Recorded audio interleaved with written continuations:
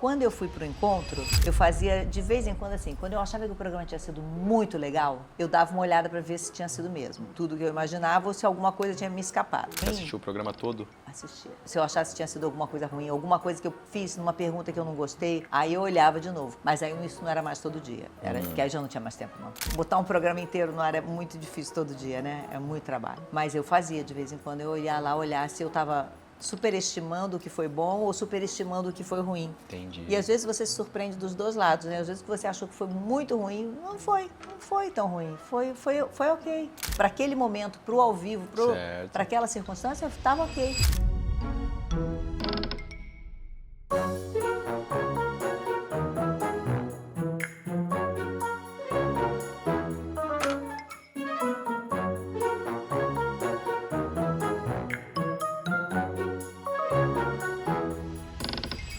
Quanto mais eu me dedico, mais sorte eu tenho. Quanto mais me equilibro, mais sorte eu tenho. Quanto mais eu treino, é sério, mais sorte eu tenho. Quanto mais eu me dedico, mais sorte. Quanto mais me equilibro, mais sorte. Quanto mais eu treino, é sério, mais sorte eu tenho. O 10 e Faixa está de volta, pessoal, aqui em casa, na intimidade, na alegria e no prazer e privilégio, né? Olha pro meu lado, olha pro meu lado. Quem está aqui é generosa, alegre, competente, e hoje eu vou ter o privilégio de bater esse papo, compartilhar aí com vocês, começando sempre com muita gratidão, agradecendo a vocês que nos acompanham e também aos nossos patrocinadores e parceiros, Tecla T, do Rafael. Tecla T que inicia qualquer operação de inovação em até 7 dias em qualquer lugar do Brasil, então você que não sabe como e por que inovar, Tecla T está à sua disposição. E claro, BTG Pactual, que nesse momento nós estamos aqui, mas em breve estaremos aí na Faria Lima falando com vocês e apresentando, como sempre, nosso podcast 10 e Faixa em parceria com vocês que são um parceiro para a vida. Muito obrigado. Vamos lá, começar batendo esse papo. Ousadia, né, da minha parte, entrevistar alguém que é uma 10 e Faixa nesse segmento de comunicação, um rosto de autoridade, de alegria, de leveza, de humanidade. Fátima Bernardes. Nossa, que legal. Muito obrigado pela tua generosidade. Obrigada por essa apresentação. Falei, nossa, mãe. Mas é isso. Que legal, tô feliz também. É um prazer estar aqui, aprender aí um pouco contigo, conhecer mais da tua história. Da última vez que nós batemos o papo lá, ainda bem, né, que eu fui cortar o cabelo lá, que eu te encontrei, conseguimos conversar um pouco e marcar e fazer isso acontecer. Mas eu vou contar. Eu que fui lá falar com ele. Explica aí pra galera, o seguinte, explica. Eu tava lá fazendo minha unha, aí vi que o Diego tava cortando cabelo, eu falei, tem que falar do Matheus, tem que falar do filho dele pra ele, porque eu tinha visto os vídeos e tinha achado incrível ele cantando, né? Eu tenho uma filha que também gosta de cantar, fazia aula no Antônio Adolfo, falei, vou lá. E quando acabou, eu levantei e falei, Diego, preciso falar uma coisa pra você. Sou fã do seu filho. Aí, gosto de você, mas sou fã do filho. Sou fã do seu filho. Aí conversar, até porque, né, eu sou vascaína, né, gente? Vascaína. Então sou fã do filho. Bom, se a Fátima falou, apresentou The Voice Kids, conhece das coisas. Matheus, tá com muita moral. E o Matheus é uma brincalhão, né? Ele falou, pai, agora eu que tô famoso. A gente sai na rua e fica falando, as pessoas... Mas é tão bom a gente que é pai, né? Ver filho demais, feliz, fazendo uma coisa que gosta, né? Fazendo o que gosta. E sabe, Fátima, já se aprofundando um pouco nesse assunto, assim, assumindo um protagonismo. Eu gosto muito dessa parte do Matheus, tenho filhos maravilhosos. Davi, 14 anos, adora futebol. Letícia, 4 anos, está na natação. Uma menininha cheia de personalidade. O Matheus tem uma característica muito legal de ser humilde, mas ao mesmo tempo confiante, de falar, sim, eu tenho talento para isso, eu sou a pessoa certa nesse palco, diante de centenas ou milhares de pessoas, e eu vou cantar, eu vou fazer, esse é meu talento. Eu acho isso tão bonito, assim, sabe? Os seus filhos conseguiram passar por isso? Qual o desafio? Porque nós, como pais, assim, temos que incentivá-los, mas eu gosto dessa fala de autoconfiança, sabe? Não, com certeza, mas eu acho que isso a gente vai desde pequenininho, né? Né? Valorizando as diferenças. Eu tinha trigêmeos, mas que, por conta da ciência, nasceram na mesma época, por conta de um tratamento. Então, valorizar a individualidade de cada um, né? Então, a gente brincava que eram 3 bolos no aniversário, Claro, quando é pequeno, todo mundo vai aprender a nadar, mas depois cada um escolheu o que queria, permitir que eles sejam diferentes. Eu acho que tudo isso vai mostrando para eles que eles podem ser quem são. né? Boa. Então, acho que a fase mais difícil mesmo é quando eles estão na fase de decidir, que eu acho que é muito cedo, o que eles vão querer ser para o resto da vida. Aí eu já disse logo, gente, na era de vocês não vão ser alguma coisa para o resto da vida. Vocês vão ser uma coisa agora, mas daqui a pouco vocês vão ser outra coisa. Porque se eu, né, de uma época muito anterior, tive a possibilidade de fazer tantas viradas, eu fico imaginando os de hoje, vão fazer 800 viradas. Você está fazendo viradas? É verdade. Fez já viradas? Isso. Então, eu acho que diminuir a ansiedade na hora dessa escolha, sabendo que essa escolha, graças à condição que a gente pôde ter, né, aos privilégios que tivemos de poder estudar e de poder trabalhar no que queríamos, e aí permitir que eles também façam isso, experimentar. Né? Então, eu percebia. Então, eu também tenho uma que é mais falante, tem uma que é mais tímida, aí tem elas se invertem dependendo da situação, se está em público, uma fica mais... A que era mais tímida é a que canta, a outra dançava, e aí cada uma foi encontrando. E hoje eu tenho os 3 filhos trabalhando, já é um outro momento, né? Claro, escolheram, cada uma fez psicologia e trabalha com recursos humanos, um fez engenharia da computação, a outra fez design, cada um teve... E a minha maior angústia era essa, quando na hora de decidir, né? Puxa, o que eu vou querer ser, como é que vai ser? E aí ver que hoje está tudo funcionando, mas eu sempre penso, está funcionando agora, daqui a 10 anos, 15, 20, será que eles vão estar querendo fazer isso? Entendi. Talvez não, né? E aí vão poder mudar, vão estar seguros de saber que é possível mudar. Isso mesmo. E acontecia assim como você, que uma consagrada em um segmento, das pessoas ao redor falar, e aí, vai ser jornalista? Muito, né? Como sua mãe? Acontecia muito. Acontecia. Não, porque aqui em casa, Coitado. vai jogar, tem que jogar. É. Vai ser brilhante, vai ser craque como seu pai. Nossa, aí imagina que um foi embora, porque era apaixonado pelo futebol. Uhum. Aí o Matheus, em algum momento, não entendia muito aquilo. Mas por que tanta gente fala? Eu não gosto assim tanto de futebol. A ponto de querer isso pra minha vida. A ponto de querer, né? amo estar com meu pai, torço por ele, vibro. Mas para os nossos filhos tem esse desafio, né? Tem, de e assim, é uma cobrança. E eu, no fundo, eu até preferia que não fossem, sabe? Para já acabar logo com essa cobrança sobre eles. Porque é uma cobrança cruel, né? É cruel. De você querer que o filho seja a mesma profissão, seja igual, tenha as mesmas vitórias. Eu acho que cada um tem que conquistar a sua história naquilo que escolheu, sem esse tipo de... E acabou que ninguém lá em casa, né, seguiu por essa área, né? Mas, de vez em quando, né, aparecia. Vai fazer jornalismo, não. Qual que vai... Ou então, assim, qual deles vai ser o jornalista? Não sei. Tenho a menor ideia, vai depender deles, né? Você está ouvindo isso constantemente. Com trigêmeos, Fátima, como você fez para dar tempo exclusivo para cada um? Foi muito desafiador para você? Eu acho que mãe, não sei como é que é com pai, né? Mas com mãe, a gente meio que já nasce com um sentimento meio de culpa, sabe? De pouco tempo sempre. Eu acho que se eu tivesse um filho só, eu ia achar que era pouco tempo. O que eu sempre tentei fazer é que eles tivessem a certeza de que todo o meu tempo livre, prioritariamente, era para eles. Eles não tinham nenhuma dúvida disso, né? Então, todo o tempo que eu tivesse disponível era para eles. Os programas eram pensados para eles. Às vezes eu falava de filme, eu falava, gente, eu só vejo filme de criança. E fala de teatro infantil e filme de criança, porque todo o foco é para isso. Né? As viagens eram pensadas para eles, tudo foi muito direcionado para eles. De vez em quando, eu acredito que você sinta isso, tem um que está precisando de um reforço maior, né? Aquele que está precisando de um dia, vamos ali comigo fazer não sei o quê. Isso. E é muito saudável. Eu gostaria até de ter feito mais isso. Eu acho que é muito importante a gente particularizar alguns momentos com cada um, né? Agora, quando eles crescem, isso é muito possível. Então, isso também é bom de perceber que, às vezes, o que você não conseguiu fazer naquela idade pequena, você consegue fazer depois, né? De ter momentos de encontros muito, muito pessoais, muito particulares com cada um, onde as conversas são muito mais individualizadas, até porque não estão mais os 3 no mesmo ambiente, né? Cada um está na sua casa, então você resgata muito isso. Mas cheguei a pensar em parar de trabalhar. Você pensa em 1000 coisas, tem épocas que você está mais agoniada, né? Então, eu brinco que início de ano, quando eu tinha que ver material escolar, adaptação, aquilo tudo, eu falava, meu Deus, não vai dar tempo, não vai ser possível isso. Eu sentava com pilha de caderno de uniforme para marcar tudo, né? Aí tem que marcar todos os uniformes, tem que escrever todas as etiquetas, tem que encapar todos. Meu Deus do céu. Aí aos poucos você vai aprendendo a simplificar a vida. Primeiro você quer fazer tudo. Não, É vou fazer verdade. tudo eu que vou fazer. Aí depois você fala, não, acho que dá para mandar encapar os cadernos na livraria, Delegar um pouquinho. na papelaria e pegar depois, botar só a etiqueta com a minha letra.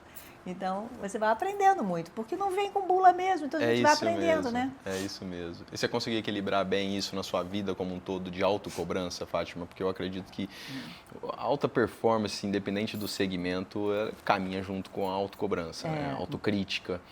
Como foi a Fátima nesse aspecto, seja dentro de casa? Sofri muito também, né? É. A gente sofria muito porque às vezes achava que podia dar mais no trabalho, às vezes achava que podia dar mais como mãe. E mais uma boa terapia ajuda muito, né? Então, assim, ajuda você a acalmar um pouco o coração e ver que você está fazendo o seu melhor e que muitas vezes o melhor para o seu filho, isso eu aprendi na terapia, é você mostrar, às vezes, o que não deu certo na sua vida. Porque ele já olha para você como alguém que tudo dá certo. Na cabeça dele, né? Do filho, né? Você tá lá, você é um cara de sucesso, os filhos olham para você, nossa, meu pai, tudo dá certo, tudo dá certo. E às vezes ele tá com uma angústia, alguma coisa pessoal que não tá dando certo internamente, uma coisa que pode ser tola, mas na idade deles é muito importante. Claro. Então, às vezes, você fica com aquela tendência de dizer assim, eu fazia às vezes isso. Não, mas a mamãe também passou por isso e a mamãe fez assim e deu certo. E uma vez eu ouvi da terapeuta dizendo assim, Fátima, conta alguma coisa que deu errado. Ah, a mamãe tentou e a mamãe não conseguiu. Mas aí depois a mamãe mudou. E aí começar a expor um pouco as suas fragilidades, as suas fraquezas, para que eles também pudessem ter as deles, Tudo né? bem dar errado. Tudo bem dar errado. Tudo bem não funcionar, tudo bem trocar. Eu sempre eu falo disso em relação à minha vivência. Eu acho que quando você muda de rumo, não é uma desistência. Ela é uma mudança de caminho. Mas não é desistir. Você não desistiu daquilo que você fez. Você fez, você concluiu. Claro. E aí, a partir daquele momento, você muda o seu trajeto. Você olha para um outro horizonte. Mas não é uma desistência, é uma mudança e um recomeço. Né? Você pode compartilhar com a gente um erro que você cometeu, que você compartilhou, ou que você não alcançou com os seus filhos, assim, que foi muito importante? Eu acho que a primeira coisa foi quando eu pude contar para eles que o meu sonho era ser bailarina e que eu percebi que não era o meu caminho. Né? Que foi difícil, que eu fiquei triste, que eu fiquei muito tempo sem assistir espetáculo de balé, porque me doía, era difícil para mim, sabe? E perceber que depois eu achava que aquele era o meu caminho, mas o meu caminho ainda ia começar, era outro, né? Então, esse foi era algo muito forte que eu pude compartilhar, assim como até eles saberem que o fato de querer muito engravidar e não engravidar espontaneamente, eu e o William termos feito um tratamento para engravidar, foi algo que aparentemente podia ser algo que não ia ser legal, e aí, olha só, deu super certo, né? Então, eu acho que eu fui tentando, mas foi um aprendizado, assim, porque você vê a criança, às vezes, ou o filho, numa angústia que você já viveu e você sabe que vai passar e você quer dizer, mas vai passar, ó, eu também passei por isso, sabe? Sim. Mas não, às vezes é só ouvir, validar aquilo. Deixa falar, deixa ouvir, não precisa dizer que deu certo com você, só ouve e diz, estamos juntos. Muito bom. Eu achei interessante quando você fala, eu vi algumas entrevistas suas, né, falando em relação ao balé. Era apaixonada, tudo, mas chegou um momento que eu não ia ser aquilo que eu queria ser. Você conseguiu identificar isso? Como foi para identificar isso? Eu vou ter que fazer algo onde eu possa ir mais longe ou eu possa brilhar mais, alcançar o quê? Por que foi essa decisão exatamente? Eu não sei nem te dizer quando que eu escolhi jornalismo. Eu sempre gostei de escrever. A minha mãe dizia que desde pequenininha ela me dava umas gravuras quando ela estava ocupada fazendo a comida. Minha irmã menor, ela me dava uma gravura e mandava eu fazer uma redação e eu gostava. E eu adorava contar histórias, ir aos lugares, olhar as coisas. E eu era observadora, eu via coisas que às vezes as pessoas não viam. E aí eu achava que, num determinado momento, adolescente, que eu ia mudar o mundo, né? Que eu queria fazer algo diferente. E tinha dança, que eu vinha assim, não, eu vou ser bailarina. Até o dia que eu fui chamada para dar aula de balé. E aí eu percebi, nossa, as crianças me amavam. Tinha fatinha para lá, tinha fatinha para cá. Eu adorava aquele momento. Mas eu olhava para mim e falava assim, não, mas não é essa a vida que eu tinha sonhado para mim. Eu não tinha sonhado a vida na sala de aula. que é ótima e é o sonho de muitos, mas não era o meu sonho. O meu sonho era o palco. Se o caminho que está se apontando para o meu futuro com a dança é a sala de aula, eu tenho que buscar uma outra coisa, porque eu não vou ser feliz assim. Então, é melhor eu criar uma ruptura aqui e parar com a dança nesse momento. Me formei, me sindicalizei, sou bailarina sindicalizada, fiz tudo, fiz vários trabalhos profissionais, mas já buscando outra coisa. Eu falei, não, isso aqui assim não vai rolar para mim. E as principais lições dentro do balé para você? Que você Ah, levou para a vida? eu acho que disciplina, persistência, insistência, repetir, repetir, repetir. E ao mesmo tempo não apagar a chama, o fogo, né, com aquela repetição do que te faz feliz. E aí, no meu trabalho como jornalista, foi assim que eu comecei. Eu fui fazendo, eu gostava de olhar, eu fazia a reportagem, depois eu ia olhar como todos os colegas das outras emissoras tinham feito, aquela que a gente se encontra na rua, né? Certo. Tá todo mundo cobrindo, sei lá, cobrindo uma confusão na rua, um acidente.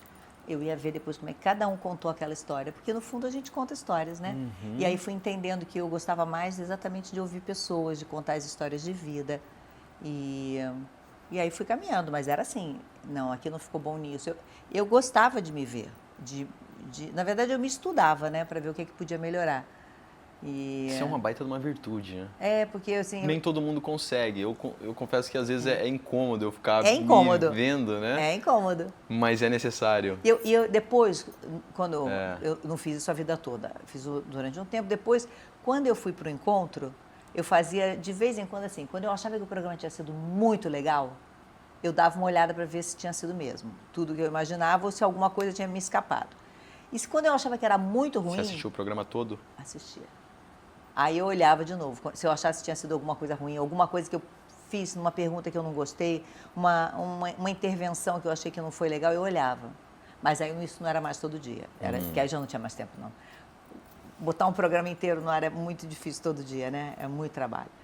Mas eu fazia de vez em quando, eu ia lá olhar se eu estava superestimando o que foi bom ou superestimando o que foi ruim. Entendi. E às vezes você se surpreende dos dois lados, né? Às vezes que você achou que foi muito ruim, não foi. Não foi tão ruim, foi ok. Para aquele momento, para o ao vivo, para aquela circunstância, estava ok. Porque como eu sempre fui muito exigente comigo, também era importante eu de vez em quando enfrentar o que eu não gostava para ver se tinha sido tão ruim ou se era a minha avaliação, né? Você conseguiu lidar bem com a crítica até hoje? Como que é para você? Não é fácil. Não é fácil. Não é fácil, não. E eu acho que tem jeitos e jeitos, né, de fazer. Eu acho que o papel do crítico é isso mesmo, é dizer o que ele não gostou. Mas hoje, essa crítica das redes, eu acho que não merece muita observação. Antes, quando a gente tinha crítica, né, alguém que era especializado naquilo que você fazia, então valia a pena você dar uma olhada. Mas não é fácil, não. Porque a gente gosta mesmo de elogio, né, gente? Claro. A gente gosta de que alguém diga pra gente que foi bom, foi legal. Claro. Isso é fácil. Mas também a gente precisa, de vez em quando, ouvir umas coisas que podem ajudar. Se a gente conseguir um certo distanciamento e saber que você não é aquilo, mas que aquilo faz parte de você, aquele momento que talvez não foi bom. Mas não é fácil, não, lidar com críticas. Principalmente quando elas não... Hoje em dia, quando são coisas que não têm base, né? Que são coisas muito superficiais, é muito mais achismo do que crítica. Crítica é uma coisa, achismo é outra, e cada um pode achar o que quiser e tá, beleza. Qual foi teve algum momento chave que você viu, jornalismo, é isso que eu quero, minha paixão é essa aqui? Teve ou foi acontecendo? Olha, a primeira coisa foi quando eu, na faculdade, levei uma nota 8 de um professor que reprovava muita gente. E eu, vou ser sincera, ele já faleceu, eu não tinha me dedicado 100% para aquele trabalho. Ele até botou que o tema tinha sido uma vergonha, mas que estava bem escrito e tal. Eu tinha vindo de escolas públicas e fiz o Colégio Pedro II do Rio, que era um colégio muito bom, principalmente na parte de português, então eu tinha uma facilidade nisso. Ali eu falei, gente, não é que então eu devo dar jeito para esse negócio aqui mesmo. Aquilo me deu um gás. Eu já estava no 6º, 7º período, aquilo me deu um gás. Falei, opa, acho que é por aqui mesmo. Quando eu fui fazer, trabalhar no jornal impresso, graças a uma ida a levar umas ex-alunas para dançar, eu conheci toda a galera do Globo e acabei sendo chamada para fazer um freela lá e deu tudo certo e fui ficando. Foi um outro momento, falei, gente, adorei aquilo de você ir para a rua, e era com esporte. Minha primeira matéria no Globo, saiu assinada uma materinha no caderno de bairros do jornal, era sobre futebol de salão. E eu lia o caderno de esportes do Globo, eu sempre gostei de acompanhar esporte. Meu pai é vascaíno, a gente via muito esporte juntos, ele que me ensinou todas as regras de basquete, vôlei, eu via tudo. Via Fórmula 1, via boxe, via tudo com ele. E aí quando eu comecei a fazer, e era justo futebol de salão, e aí o editor na época elogiou, porque eu fiz muito parecido com o que o Globo fazia, o personagem do jogo, o placarzinho lá com a escalação do time. Eu meio que dei uma cara de profissionalismo para aquele torneio entre escolas, que tem até hoje, que é o intercolegial. Então, ali foi outro momento. E quando eu fui para o curso da TV Globo, porque eu estava no Globo, e aí já fazendo matérias mesmo, e eu vi que ia ter um curso na TV Globo. E como eu tinha feito na época, o UFRJ era uma escola que não tinha parte de equipamento, não tinha visto câmeras. Falei, eu vou fazer esse curso lá na Globo para aprender sobre telejornalismo. Nossa, quando eu fiz a primeira matéria, que foi num palco, no Teatro Carlos Gomes, eu olhei e falei, ferrou, é isso que eu quero. Porque eu fiz, e aquilo era de manhã, e aquilo podia ter ido ao ar no programa da hora do almoço. E eu adorei esse imediatismo, eu adorei essa história de você ter que fazer ali, se não der certo, não deu. Isso me pegou, sabe? Porque no jornal era semanal. Então, assim, eu começando era ótimo, eu ia para a redação, não perguntei isso para a dona fulaninha, liga para a dona fulaninha, e aí, então dava tempo de errar e acertar. Ali, na televisão, não era, você não tem como pedir para aquilo acontecer de novo, né? Então, eu adorei isso. Da onde você acha que veio essa Fátima que gosta dessa adrenalina? Eu acho que é porque eu sou muito medrosa em várias outras coisas. Então, no trabalho é onde eu acho que deixo ela descarregar. Você fala assim, eu tenho pavor de avião, mas eu ando de helicóptero. Se fosse no trabalho, eu andava de helicóptero, o que for. Mas eu sou muito medrosa. Aí acho que a profissão me ajudou a fazer coisas que eu jamais faria. Então, eu agarrava, falei, vamos embora. Caramba. Quando eu fui para a Copa de 2002, eu estava há 2 anos e 4 meses sem voar, por conta de um tratamento que eu estava fazendo para fobia. Enfrentou. Falei, agora, vamos embora.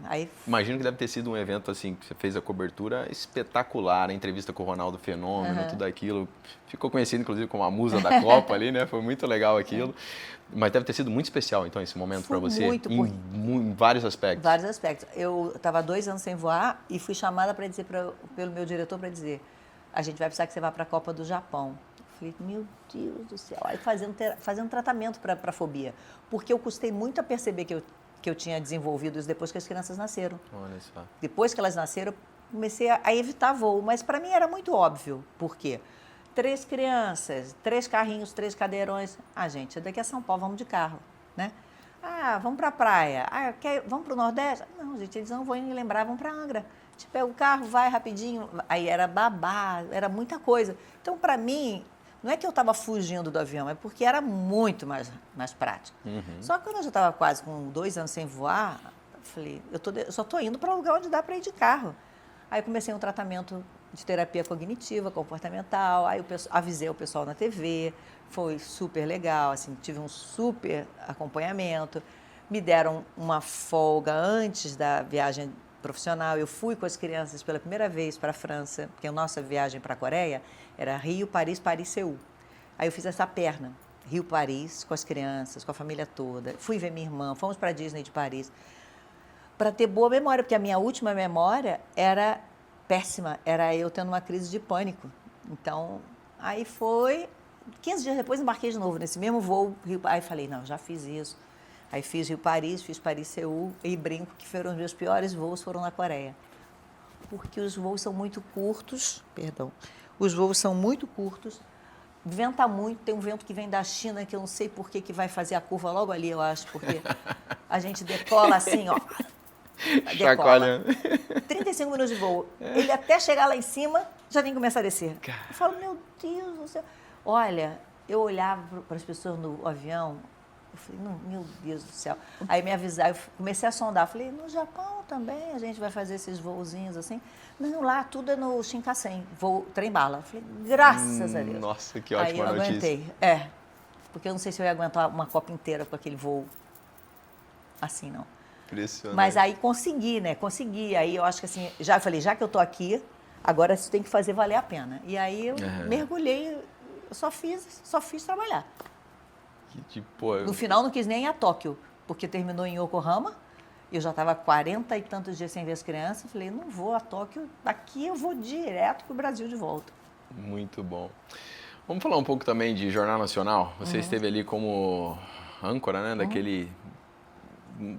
se tornou um rosto muito familiar. Eu acredito que ali ficou muito marcado na sua vida.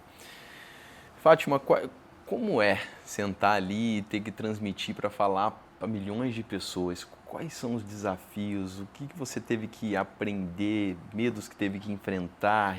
Riscos, né? Para poder ser tão autêntica, tão natural nessa função?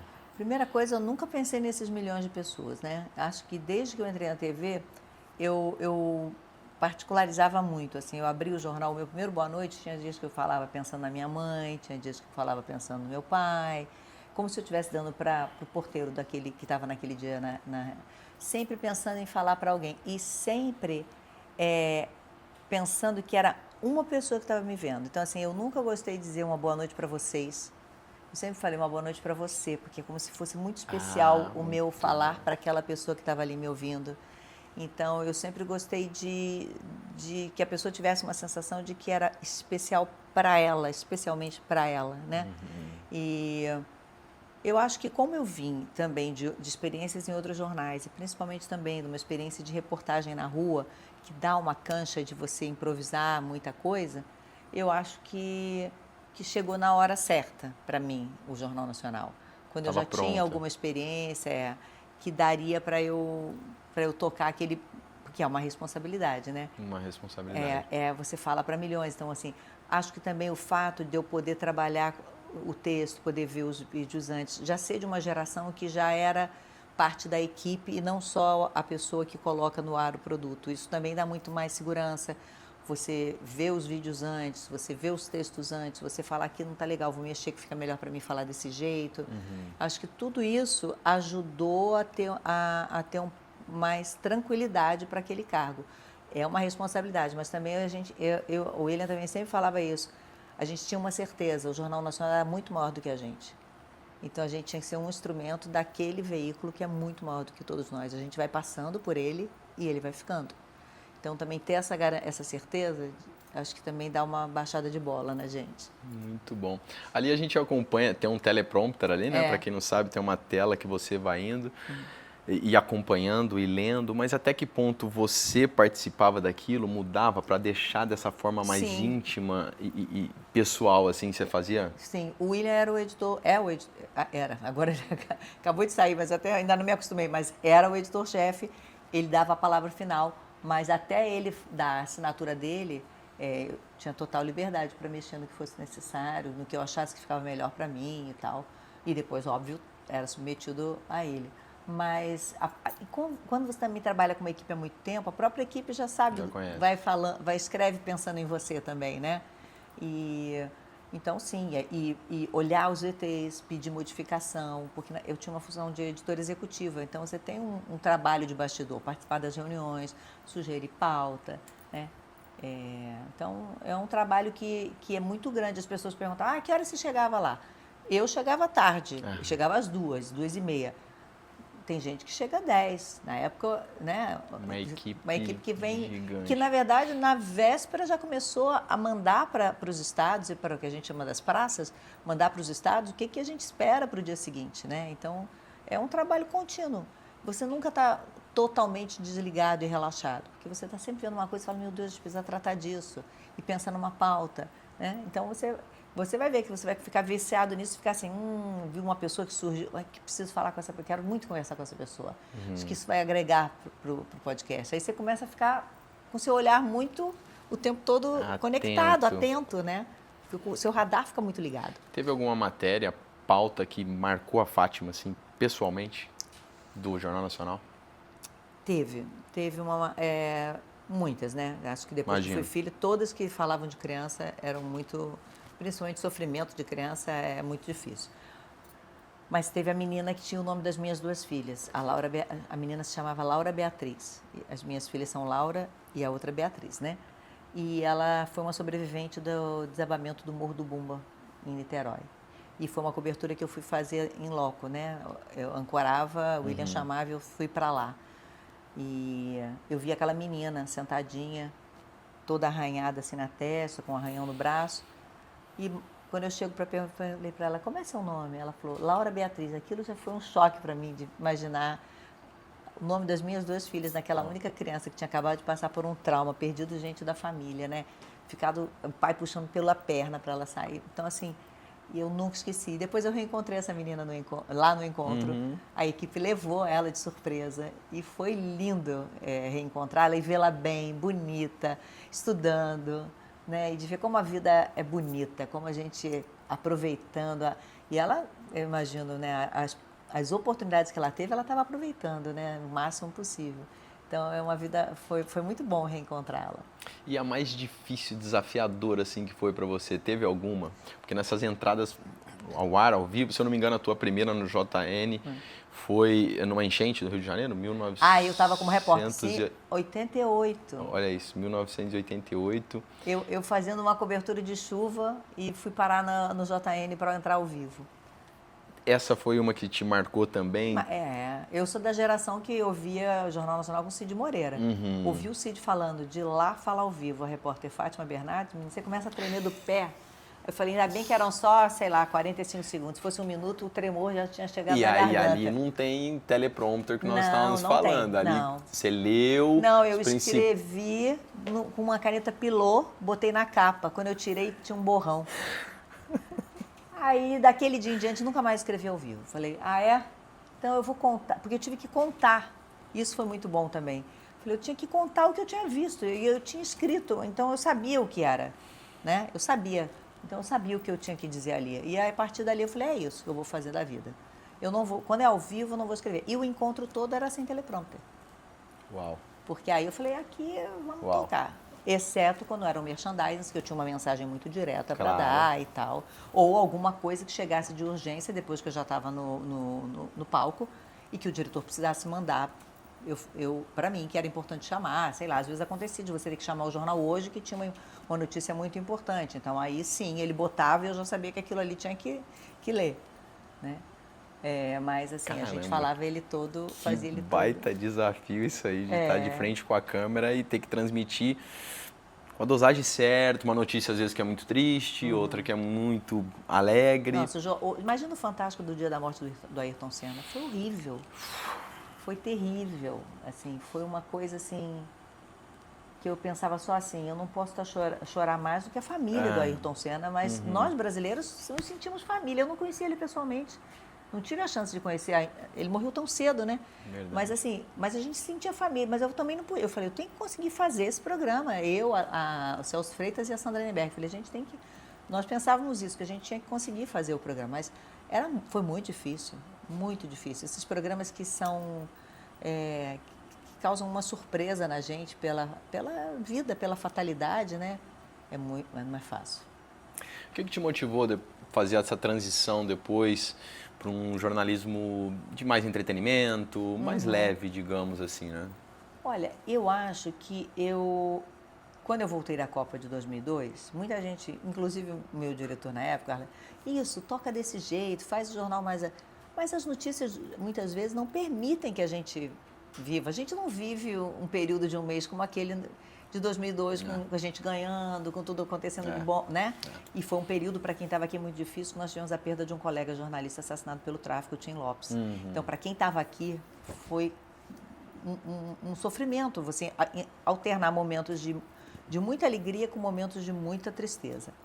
Então, teve uma hora que eu comecei a pensar que eu já tinha dado uma contribuição, eu já estava há 25 anos no jornalismo e há muitos anos ali eu tinha vontade de fazer umas coisas diferentes, de recuperar aquela Fátima meio artista da dança, de trazer alguma coisa mais leve, de dar um outro tipo de contribuição.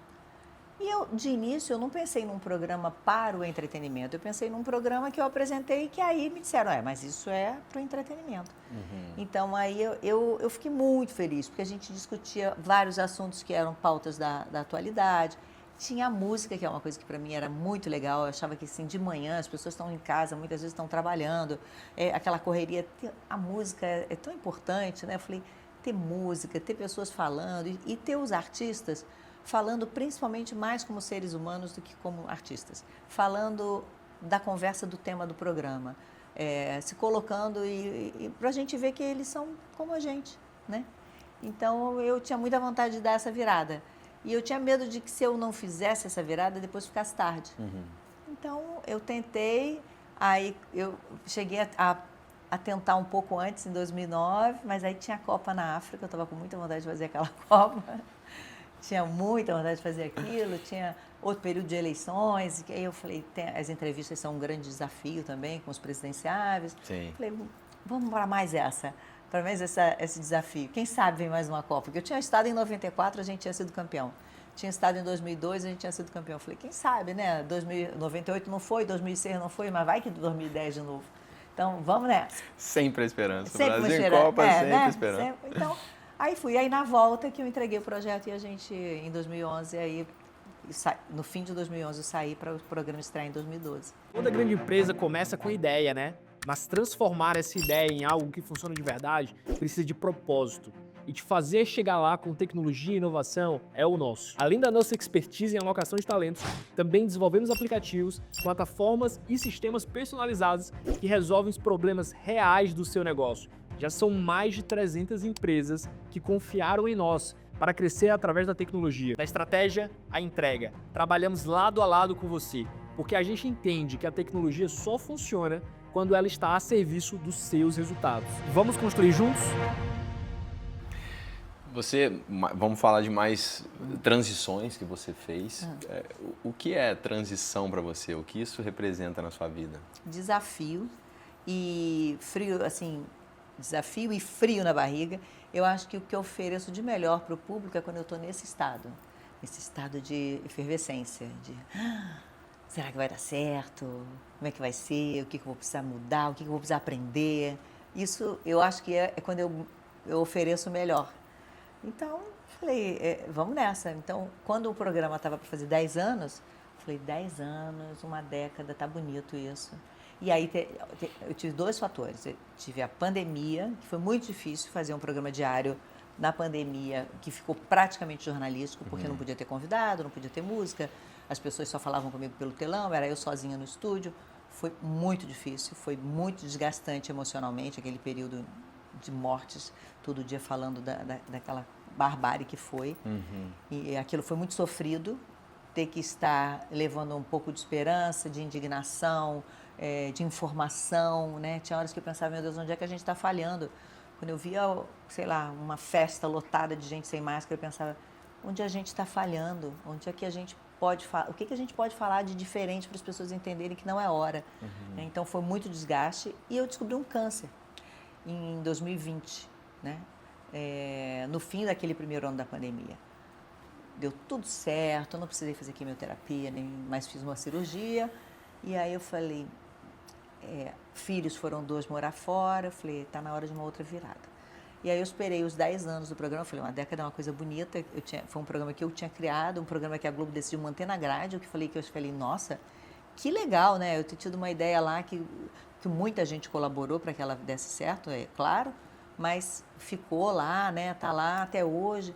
E aí eu falei, agora eu queria fazer uma coisa, depois de tudo aquilo, do filho fora, que não é fácil, a pandemia, o câncer, eu falei, agora eu quero só leveza. Agora o que eu quero levar para o público é só entretenimento. Eu já cumpri minha missão em 35 anos, agora eu quero levar leveza. E eu quero isso para minha vida. E aí dei muita sorte. Aí não fui eu que pedi, mas fui chamada para fazer as últimas edições do The Voice, porque a Globo depois não renovou com a franquia. E foi muito bom. Foi leve, foi gostoso. Você conhece também muita história de vida, muita gente que está na batalha há muito tempo, que não desiste, que o amor pelo que faz. é muito maior do que qualquer outra coisa. Então, às vezes, que poderia... As pessoas que tinham feito, às vezes, uma faculdade, poderiam estar tentando a vida de outro jeito, mas que o amor pela música falava mais forte. Então, eu aprendi muito, foi muito gostoso. Eu nunca tinha feito um reality. Então, foi incrível, foi muito bom. Fátima, você fala de assuntos profundos, delicados, de certa forma, com uma leveza que é de admirar. Você falou de doença, câncer, você falou dos filhos saindo de casa, de momento que traz uma certa angústia. Da onde vem? Onde você se apega nos momentos de tanta dificuldade, que precisa de uma fé muito forte em algo que vai melhorar? Como é? Nem eu sei, às vezes. Eu fico pensando também. Eu sempre fui uma pessoa que preferia acreditar no lado positivo das coisas, sabe? E num propósito, alguma coisa... Eu estou passando por aquilo por alguma razão. Talvez, se eu não tivesse tido esse câncer, eu não tivesse decidido mudar a minha vida a ponto de hoje eu ter uma disponibilidade maior para estar com meus filhos que moram fora, né? Talvez eu tivesse protelado esse momento. Aquilo ali naquele momento que foi um susto, e eu agradeci depois muito porque foi algo que não foi tão, como é que eu vou dizer? Não teve uma continuidade, aquilo não ficou... Eu continuo fazendo de 6 em 6 meses as verificações, mas eu olho aquilo e falo, tá ok, mas isso vem desde os meninos quando eles nasceram, sabe? Eu lembro que quando eles nasceram, tinha um encontro com uma psicóloga da maternidade, toda semana e tal, porque eles ficaram numa UTI neonatal, né? Porque nasceram muito pequenininhos, mas não me deram nenhum susto. Assim, eles ficaram 25 dias, a Beatriz, e 23, a Laura e o Vinícius. Numa UTI neonatal, o médico tinha me explicado, logo no início, assim, que eles sobem, aí eles descem, mas não descem, quando tudo está caminhando bem, não descem até o mesmo ponto, né? Sempre vai descendo, e a ascensão, ela é feita num zigue-zague. Eles foram em linha reta, subindo. Aí eu ia para a reunião com a psicóloga e as outras mães, eu não falava nada. Eu não me sentia nem no direito de falar nada, porque eu falava assim, meu Deus, os meus só estão melhorando. Eu via mães com intercorrência, eu falei, eu não vou falar nada. Aí um dia ela me perguntou, você não fala nada. Eu falei, mas olha, eu não sinto nem no direito de reclamar de nada. Ela falou, mas você nunca pensou que muitas mulheres que tiveram filho no mesmo dia que vocês já estão em casa com as crianças? Eu falei, Tem gente que decide também olhar para o negativo, né? Aí eu falei, mas eu prefiro ver que eles estão aqui apenas para engordar. E a hora que eles estiverem no peso determinado pelos médicos, eles vão embora. Então, assim, é uma coisa que eu sempre exercitei, de tentar olhar um lado mais positivo. E você trabalhando com notícias, às vezes é difícil isso, né, gente? Então, na minha vida pessoal, eu procurava encarar dessa forma. Então, por exemplo, os meninos vão estudar fora. Claro, como toda mãe, se eu pudesse, eles moravam todos perto de mim no mesmo bairro, né? Mas eu penso, nossa, mas olha só, a gente teve a possibilidade de educá-los a ponto deles poderem escolher isso e ter feito uma faculdade que permitiu que eles se candidatassem e pudessem estar trabalhando lá. Eles estão felizes lá, então vamos que vamos, é assim, mas eu quero ir mais vezes, né? Então eu preciso de um tipo de vida hoje, né, que me permita ter um pouco mais de flexibilidade. A minha filha, que fez psicologia, não à toa, um dia eu estava falando de trabalho, ela olhou para mim e falou assim, mãe, você já reparou que você trabalha igual como se você estivesse começando a sua carreira? Eu falei, E aquilo ficou na minha cabeça, e era verdade. Eu botava uma força no trabalho que talvez não precisasse mais daquele jeito. Eu poderia continuar feliz, continuar produtiva, continuar trabalhando com menos exigência, né? Então, assim, várias coisas foram acontecendo e eu fui pensando. E eu acho que eu tenho muita gratidão, assim, não sei nem te dizer, assim, das coisas... Eu sempre olho e falo, gente, eu acho, putz, era tão difícil, eu imaginava que ia ser tão difícil ter filho. E deu certo, eu tive 3, e era um menino e 2 meninas, deu tudo certo, entendeu? Nossa, eu queria trabalhar com jornalismo. Nossa, eu fui trabalhar no Globo e na TV Globo. Né? O que eu vou pedir mais? Então, eu acho que hoje eu continuo assim, eu só peço saúde e que a minha cabeça continue me fornecendo ideias para que eu continue tentando coisas diferentes, coisas novas. Porque isso que me faz feliz profissionalmente, né? Muito. Você calcula o risco nessas mudanças, porque você tem que enfrentar um risco em cada mudança. É. Como você olha para o Pois é. risco? Tipo, é calculado, não, mas chegou aqui, a partir daqui eu vou me jogar. Como que é? Não calculo. O que eu penso é eu penso assim, quando eu fui mudar do jornal para o programa, para o encontro, eu falei, eu não estou jogando fora nem arriscando a minha carreira. Porque o que eu aprendi e o que eu fiz, eu vou usar aqui. Então, não estou sendo inconsequente, um risco. Não, eu estou indo e vamos. E uma hora vai ter que dar certo esse negócio aqui. Porque enquanto eu tiver com gana de dar certo, vai dar certo. E aí eu vou. Não sei te dizer, Diego, sinceramente, não, acho que eu nem paro para pensar nisso, não. Não muito paro. Bom. É muito bom. Quando eu fui para o YouTube, não tinha nem ideia do que eu ia pegar ali, nem ideia do que eu ia enfrentar. Como eu acho que ainda não tenho. Mas tô indo, né? Tô levando. A gente vai fazendo o que se propõe a fazer, né? Trabalho com muita gente jovem. Certo. Né? Muita gente jovem nessa área. Ouço coisas que eu falo, gente, não é possível, não. Isso não vai dar certo. Vai, Fátima, vai dar certo, faz que vai dar certo. Aí, eu falo, sabe uma coisa?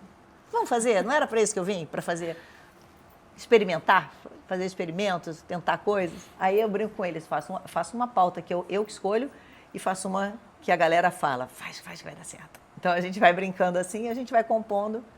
E eu estou gostando, porque é uma coisa que eu sei que eu ainda não sei fazer, que eu estou aprendendo a fazer.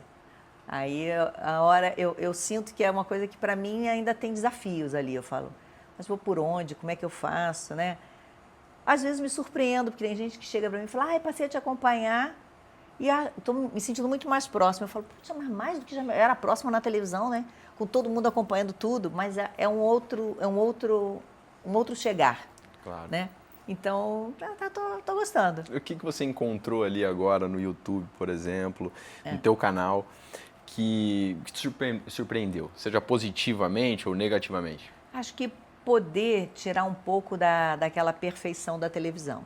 Me surpreendeu muito o primeiro vídeo que eu gravei, que eu fui falando da minha cabeça, né? O primeiro vídeo eu queria contar por que eu fui para o YouTube. Comecei a falar sem, né? Sem ler, blá, blá, blá. Aí quando acabou eu falei assim, ai gente, acho que a gente podia fazer de novo aquele pedaço assim. Aí eles, não, já valeu. Eu falei, não, já valeu como? Mas eu tropecei, eu pedi água.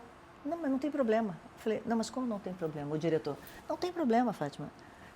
Isso vai ficar muito mais orgânico, vai ficar muito mais legal, vai ficar muito mais próximo. Eu falava, tá, né, gente? Então vamos acreditar nisso. Então, aprender que o erro está incorporado ao roteiro foi um super aprendizado.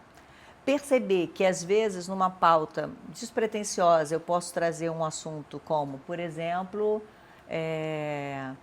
essa cobrança excessiva sobre as mulheres. Então, eu posso um dia simplesmente resolver que eu vou tirar a maquiagem diante da câmera e o mundo não vai acabar, né? Não vai acabar. Eu não vou estar tão arrumadinha, mas no dia seguinte tudo vai estar igual, porque você estando arrumadinha ou desarrumadinha, quem quiser falar contra vai falar contra. Então, isso, perceber que às vezes uma coisa, falando de maquiagem, brincando que eu estou aprendendo a fazer na frente da mão, para focar, mas ali eu também estou falando de outras coisas, eu também estou jogando um outro conteúdo. Eu acho que tudo isso está me surpreendendo e está me deixando motivada para encontrar outras pautas, né? Então, conversei, agora fiz uma série de entrevistas com mulheres. Falei, mas por que só com mulheres? Né? Agora eu vou fazer uma série com homens. Aí já fiz 3 com homens. Que legal. Bom, então, essa possibilidade, né? E ao mesmo tempo, assim, vamos gravar mais essas 2 semanas agora, porque eu vou ver meus filhos, né? Então, vou viajar para ver meus filhos. Isso é aquilo que a gente conversou antes. Já estou com uma viagem planejada para maio, que eu vou fazer com uma amiga, porque eu estou querendo experimentar, uma surpresa, não posso falar ainda. Mas quero experimentar uma coisa que eu vi aí na internet, falei, vou experimentar, que se for legal, eu vou trazer isso. Essa liberdade, a autonomia do seu tempo te motivou a viver o que você está fazendo? Com certeza. Está vivendo hoje? A gente sabe que hoje a maior riqueza é o tempo, né? Sim. E quando você chega numa determinada fase da vida, é como se o relógio começasse a correr muito mais rápido. Muito mais rápido. E aí é muita coisa que você ainda tem que querer e que você quer fazer. Então, você precisa de tempo. Senão você já sabe que não vai fazer tudo que você gostaria, né? Todos nós, né? Ninguém vai fazer tudo que gostaria. Sim. Mas pelo menos você tem um pouco mais de liberdade para escolher aquilo que para você é mais fundamental e que você quer fazer, né? Então eu tenho pais hoje em dia assim, eu viajo muito ainda a trabalho, mas vou a São Paulo, e viajo por conta de ter um relacionamento com uma pessoa que mora em 3 cidades, né? Então assim, preciso viajar, então tenho muito mais flexibilidade com tudo isso, para ter um pouco da minha vida mesmo, né? Daquilo que me faz feliz sem ser o trabalho, né? E essa liberdade era tudo isso que você pensava ou teve algo que te assustou aí no meio No dessa primeiro momento, fiquei muito confusa com o tempo, muito confusa. Eu falo que eu me identifico, assim, né? Eu encerrei também para decidir ter liberdade e autonomia. Mas dentro da autonomia e liberdade tem que se ter uma disciplina muito grande também. Né? Lógico, senão o primeiro dia, delícia, tomei café, 1h30 no café, né? Tomei café, olhei o jornal. Eu gosto de ter jornal impresso, tá, gente? Depois eu li a internet, delícia, agora eu vou fazer um exercício. Depois eu comecei a perceber que o meu dia não dá. Eu falava, meu Deus, como é que dava? Eu trabalhava 7 horas, 8 por dia lá na TV. Como é que agora não dá tempo de eu fazer as coisas? Eu falei, tá bagunçado demais esse negócio aqui. Aí eu tenho uma amiga que diz que eu sou viciada em encher a minha agenda. Não é que eu sou viciada, mas é que quando eu vou marcando as coisas, eu tô quase que nem quando eu fazia para os meus filhos, hora de brincar. Eu acho que eu tô quase botando assim, hora de descansar, hora de ler, porque precisa ter, mas eu gosto de saber o que eu vou ter que fazer na semana, sabe? Eu gosto de me organizar, porque senão realmente a gente não... Daqui a pouco, você acha que você tem muito tempo e você não faz nada. O dia passa e fala, meu Deus, mas passou esse dia de hoje de um jeito. E eu não quero isso, né? Eu quero ter... Então eu me organizo. A hora para trabalhar, coisas que eu quero fazer. É importante a hora do exercício, a hora de tudo. Até a hora dos médicos que tem que ter. Claro. Então, hoje o meu dia, mas no início fiquei bem perdida. Eu, para organizar minha agenda, era um desafio. Eu sempre recebi uma agenda sempre pronta. Depois eu que organizo a hora que eu vou acordar, que eu vou treinar, que eu vou sair, que eu vou estar com meus filhos, que eu vou trabalhar. Então, para mim, foi um desafio. É um desafio mesmo, né? É um desafio. Aí você vai fazendo, vai acomodando, vai dando uma outra organizada. E também é o seguinte, logo que você sai, todo mundo acha que você pode fazer alguma coisa. Você está livre para fazer, você pode fazer. Afinal de contas, você não está mais lá todo dia. É verdade. Não é não? Você não está mais treinando todo dia, você não está mais concentrado agora. Então, ó, tá aqui. Isso mesmo. Pode fazer isso tudo. Meu pai, principalmente. Meu pai fala isso, pô, jogador, agora eu quero fazer uma viagem aí de uma semana, eu quero fazer isso. E meio em cima da hora eu falo, pai, só me avisa, porque também tem as programações também ainda. Tem outras coisas, né? Mas é muito engraçado, porque fica uma sensação de que você não está fazendo nada, né? E aí, não, você está fazendo um monte de coisa. Aí você vai organizando para ter os seus espaços. Fala mais do seu relacionamento com o Túlio, essa questão dele. Ele mora hoje em Brasília, né? Vocês encontram tempo para estar juntos. Como tem sido? A gente faz que nem era na minha época com as crianças. A gente sabe que a nossa prioridade de tempo livre é para a gente. Então, assim, a gente não tem como ficar chateado se a gente não vai se ver no fim de semana porque eu vou trabalhar ou porque ele vai trabalhar. Então, por exemplo, se ele vai viajar, como há 2 semanas ele fez, ele vai rodar 2.000 quilômetros pelo interior de Pernambuco, não faz sentido eu estar nesse tipo de compromisso, porque acaba atrapalhando, porque ele é de uma cidade para outra, ele tem muitas coisas para ele fazer. Então, ok, ele tem que fazer isso. Outra hora, sou eu que tenho que fazer. Claro. Mas todo o nosso tempo disponível, a prioridade é para a gente marcar as nossas viagens, né? Obviamente, se surge um problema de saúde e tudo, aí a gente quebra tudo e estamos juntos. Não é fácil. Né? Eu falo que hoje eu tenho vários relacionamentos à distância, né? Com os filhos, com ele. Então, não é uma agenda também fácil de você organizar. Sim. Né? Para quem, como eu, tem problema com o avião, isso é muito difícil. Então, ele sabe que, por exemplo, eu não consigo toda semana ficar fazendo 2 voos por semana. Para mim é muito puxado. Eu sofro muito, porque eu tenho que tomar um remedinho para voar. Certo. Por mais que eu hoje consiga, não é fácil, sabe? Eu fui para Brasília agora, quando eu vejo a moça do lado tá segurando a minha mão, porque eu fico tão tensa que é visível, né? Mesmo tomando uma gotinha santa. Entendi. Mas É difícil. Então, assim... O ato de amor já começa na entrada do avião oh, ali, né? Eu falo, isso é uma declaração imensa. Essa é uma declaração. Então, assim, ele sabe disso. Então, assim, ele também tenta vir mais para eu poder não ir. Então, agora, a gente não escolheu, assim, a coisa aconteceu, né? Então, se fosse assim, eu escolheria, se você... Ele também não escolheria uma pessoa que mora... Ele morando em Recife, porque ele por mais que ele trabalhe na Câmara, ele foi eleito por Pernambuco, né? Então, ele precisa... E ele é muito sério nisso, dar satisfação para os eleitores, mostrar o que ele está fazendo, visitar as cidades, ver o que é necessário. Porque para você fazer um trabalho sério nessa área, é muito desgastante. Né? É muito desgastante. Eu não queria isso para mim, não. Às vezes a gente brinca, ele fala, não quer ser candidata a senadora comigo, não? Eu falo, pelo amor de Deus, me faça uma proposta decente, né? Que essa é uma proposta indecente, mas sempre de brincadeira, porque eu vejo como é a vida dele, não é a vida que eu gostaria para mim, né? Mas você acha que cada vez mais fazer o que é certo vai ser cada vez mais difícil, mais desafiador? Mais desafiador, mas assim, eu preciso acreditar nisso, ele precisa acreditar nisso, porque senão desiste, né? Total. Porque é muito desgastante. E quando vem, eu hoje vejo pelo outro lado, não como jornalista, mas quando eu vejo o que sai assim, é o pior congresso, vamos supor, é o pior congresso da história. E eu conheço, né, hoje pessoas que estão trabalhando sério, mas que não aparece, né, às vezes, tanto o trabalho. Ele agora aprovou uma lei super importante sobre o uso dos oceanos, aprovou uma lei importante sobre visitação de parques. Então, é uma série de... Porque ele é de um partido da rede, né? Sustentabilidade. É um assunto do momento. Então, assim, ele tem mais chance. Mas não é fácil, não. É uma vida bem difícil. Eu não queria essa vida para mim, não. Essa vida não dá, não. Tem que ser vocação mesmo. Vocês, o relacionamento de todos nós, assim, que somos conhecidos, figuras públicas, sempre é muito falado. O relacionamento de vocês também falaram-se muito, a diferença da idade, tudo isso. Como foi para você lidar com isso? E qual a mensagem, no geral, que você passa para as pessoas em relação a esse amor que a gente não escolhe? Olha, realmente não escolhe, não sabia nem qual era a quantidade de anos. Não falamos disso logo no início, sabíamos que tinha uma diferença grande.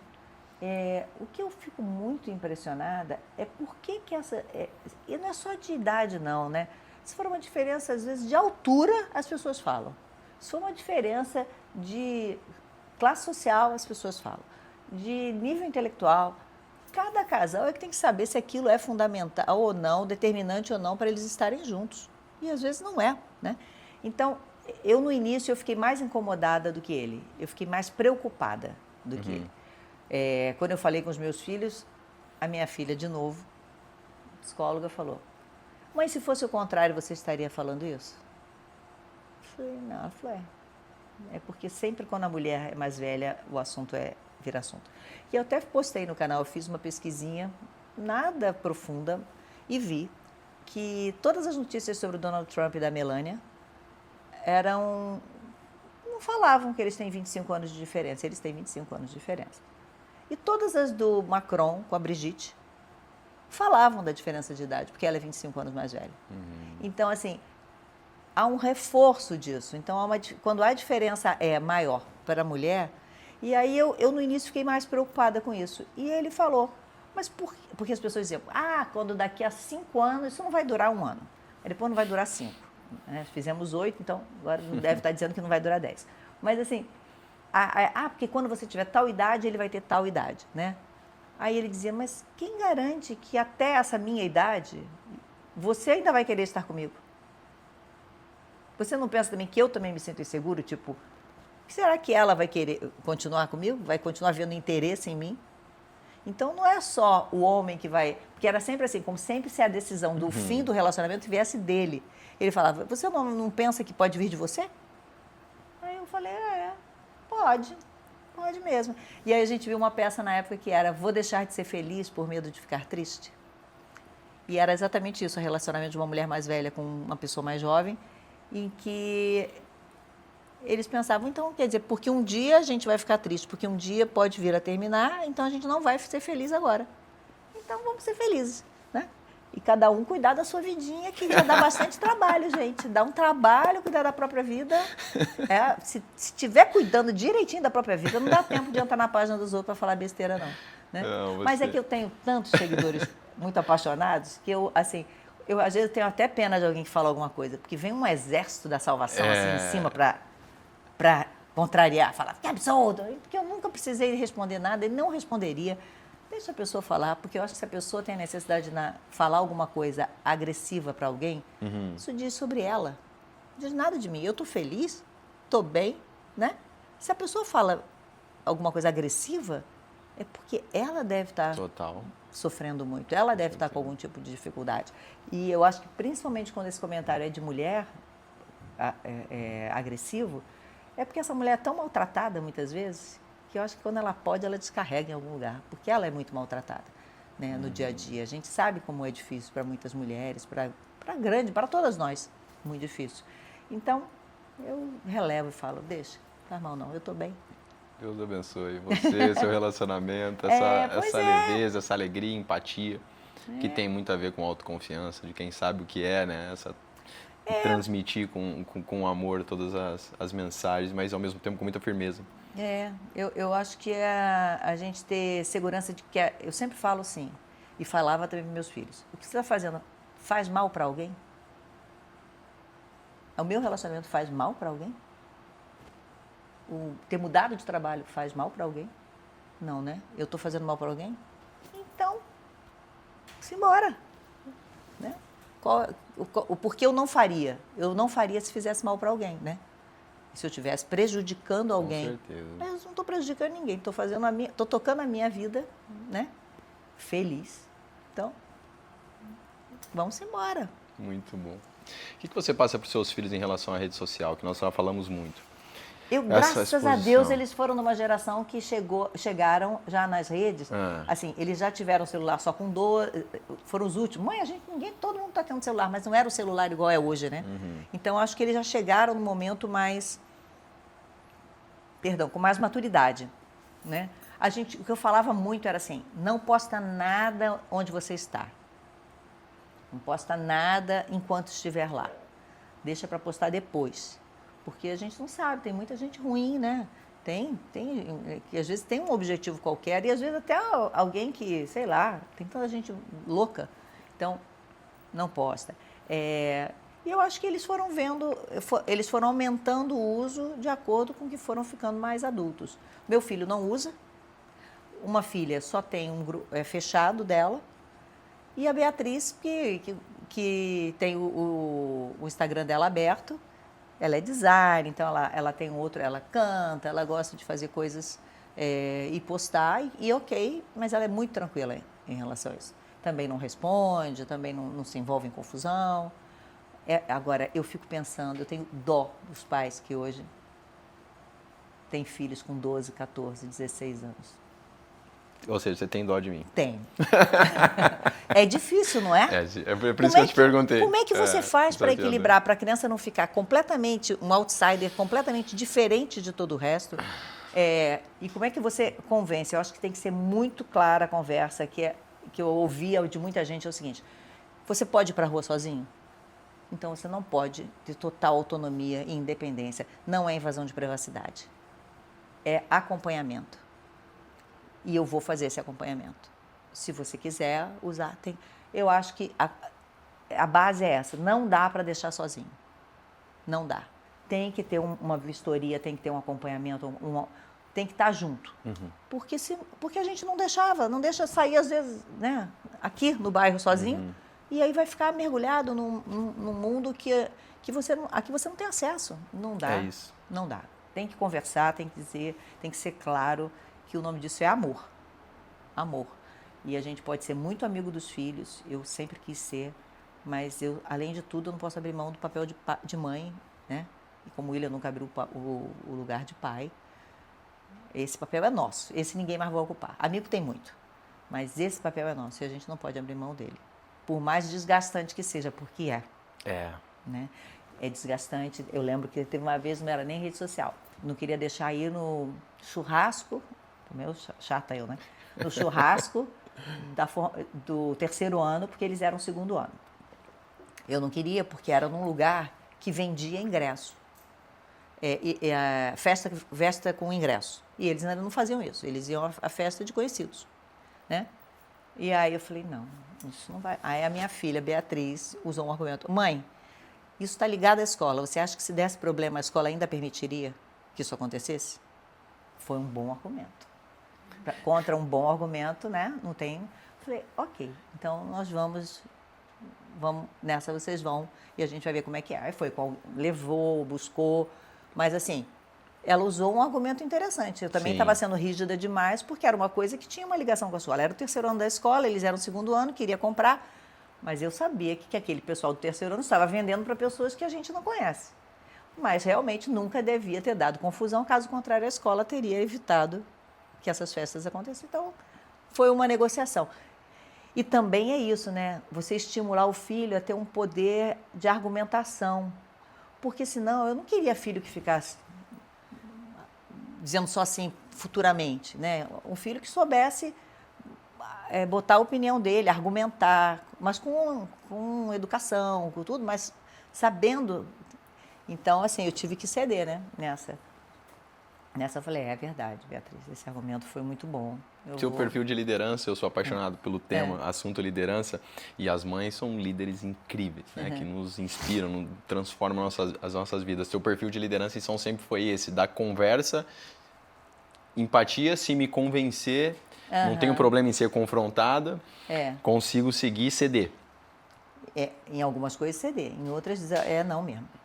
Argumento não é bom o suficiente. Não, mas na equipe não, na equipe total assim, equipe total. Mas com o filho tem uma hora que alguém tem que dar a palavra final, né? Porque senão, eu não sei. Ai, que bom que eu não tenho mais filho pequeno. Porque é muito difícil. Muito difícil. Eu ia estar sofrendo desesperadamente. É verdade. Né? Porque a gente quer o melhor, a gente quer que participe, a gente quer que... Mas é muita novidade o tempo todo. Estamos trazendo constantemente, esse dia minha esposa, inclusive, falou, né? Trazendo desconhecidos para dentro de casa, muitas Exato. vezes. Através das redes sociais.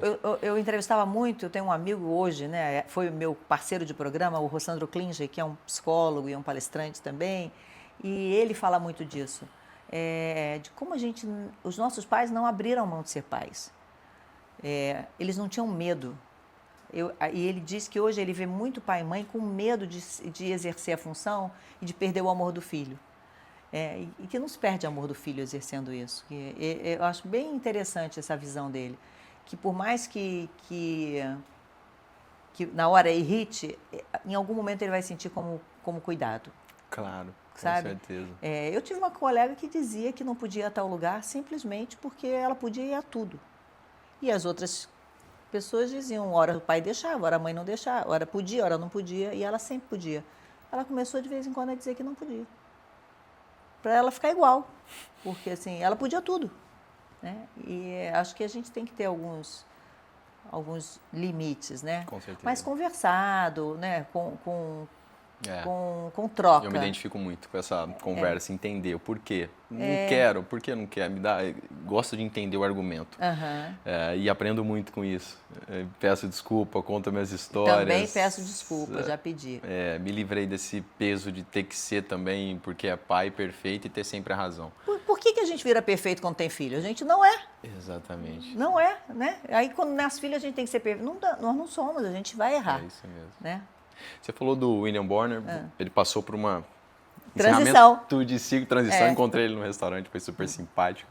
Falamos um pouco sobre isso. Você falou com ele nesse encerramento? Antes, falamos Deu algumas vezes. Deu alguma dica aí que você passou? Já falamos várias vezes sobre a questão dessa mudança, mas eu, num primeiro momento, eu tinha entendido errado, eu tinha entendido quando eu vi a notícia que ele ia se aposentar. Aí eu acho que não é legal a gente se aposentar, né? Eu acho que legal é a gente mudar. Aposentar não acho legal. Ótimo, eu me identifico muito isso aí. Eu não gosto, eu não uso esse termo.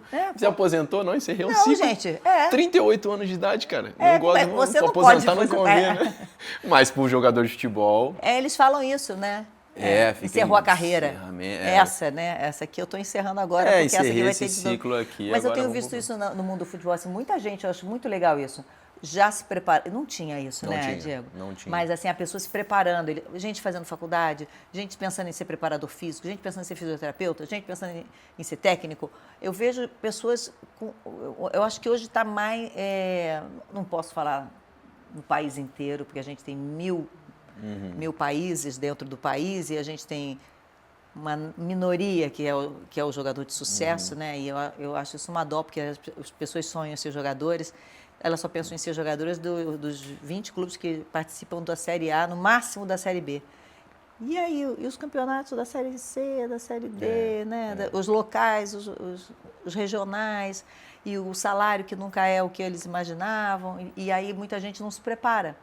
Mas eu vejo num grupo aparente, você me corrija, mais gente preocupada com esse pós. Começa a ter.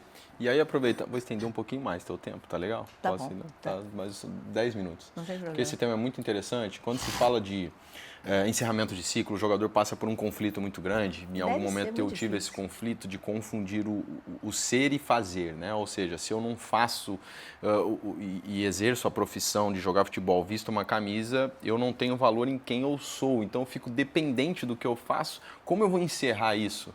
Então, você fica refém daquele rótulo, né, do jogador de futebol para se sentir com valor. Você passou por isso em algum momento de encerramento de ciclos? Como foi essa desassociação para você?